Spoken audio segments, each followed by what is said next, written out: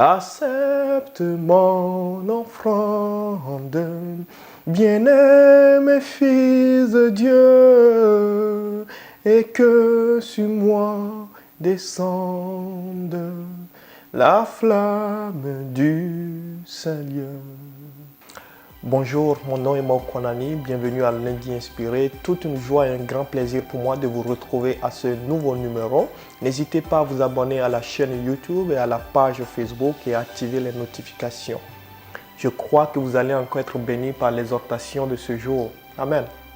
Il y a ce psaume que nous aimons répéter bien souvent, aussi bien les chrétiens que les non-chrétiens aiment le citer. Il s'agit du psaume 23 et je rappelle aujourd'hui les deux premiers vers qui disent « L'Éternel est mon berger, je ne manquerai de rien.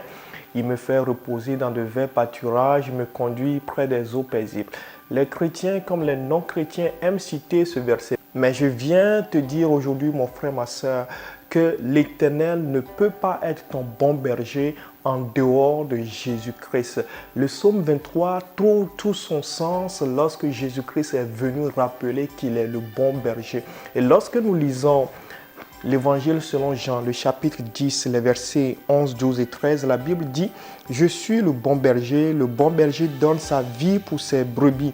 Mais le mercenaire qui n'est pas le berger et à qui n'appartiennent pas les brebis, voit venir le loup, abandonne les brebis et prend la fuite. Et le loup les ravit et les disperse. Le mercenaire s'enfuit parce qu'il est mercenaire et qu'il ne se met point en peine des brebis. Je suis le bon berger. » C'est Jésus-Christ qui était en train de parler et il disait justement qu'il est le bon berger. Et cela nous ramène au psaume 23 que nous avons cité au début de cette exhortation. Et je voudrais te rappeler, mon frère, ma soeur, l'Éternel que tu dis qu'il est ton bon berger, il ne peut pas l'être en dehors de Jésus-Christ. Il faut que tu confies ta vie complètement à Dieu. Il faut que tu confies ta vie à Jésus-Christ, que tu sois caché en Jésus-Christ. Et comme une brebis, tu décides d'écouter la voix de Jésus-Christ. Et uniquement à partir de ce moment-là, l'Éternel sera ton berger en Jésus-Christ. C'est en Jésus-Christ que ça se passe.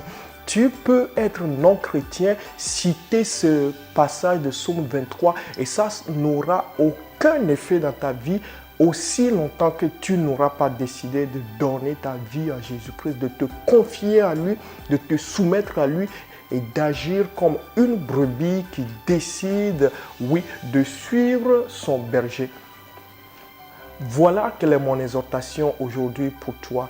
Et je t'invite, mon frère, ma soeur, que tu sois déjà chrétien ou non chrétien, à venir réellement à Jésus-Christ, à lui confier ta vie.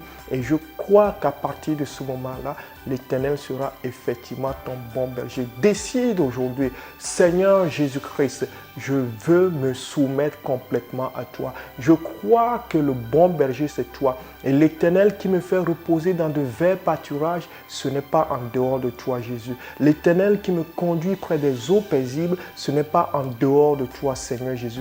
Alors, je veux t'accepter comme Seigneur et Sauveur sur ma vie. À chaque minute, sois mon Seigneur. À chaque instant, sois mon Seigneur. Sois fortifié en ce sens, mon frère, ma soeur. Au nom de Jésus-Christ. Amen.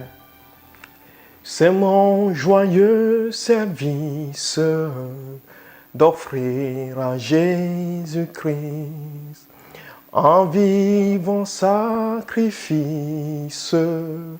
mon corps et mon esprit.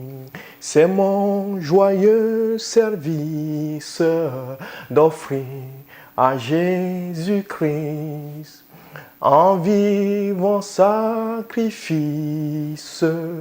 mon corps et mon esprit.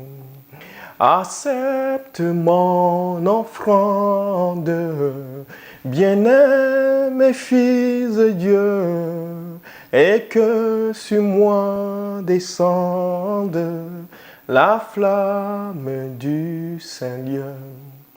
Accepte mon offrande, bien-aimé Fils de Dieu, et que sur moi descende la flamme du Seigneur.